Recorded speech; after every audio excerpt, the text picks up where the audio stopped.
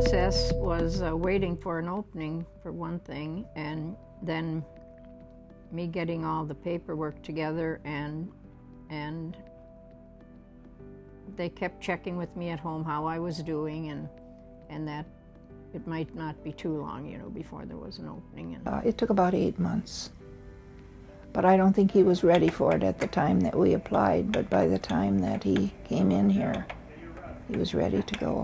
Told by others, of course, that you better get your name on the list. You better go up there and make the contact.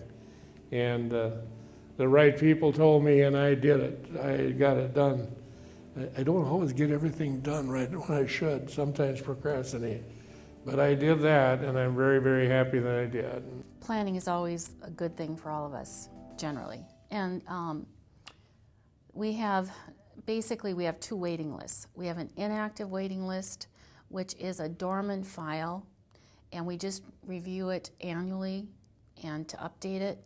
And then the other list is our active waiting list. And the active waiting list is a list of applicants who want to get in as soon as they can. And so people, I'll explain that they have the option on the application sheet itself. It says they have two options, wish immediate placement, or they may check the box, do not wish placement at this time. So people who don't want immediate placement, and clarify that, we put them on our inactive list. And what they need to get on that list is a completed application page and a copy of the military discharge paper. Those are the two things that are required.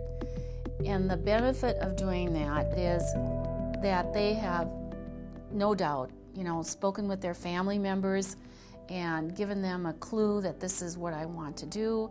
We've started the process. These are my wishes. If something happens to my health, this is where we choose to go. They've hunted down the military discharge paper. They don't have to dig through all the files and wonder where that is or if it is.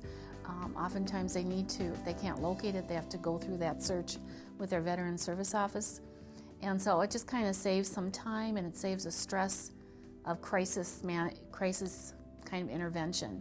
If something happens and the veteran falls, breaks a hip, or ends up with a stroke, or a sudden declining illness and needs to enter, they're not scrambling in a moment of crisis and emotional stress to try to get these things lined up.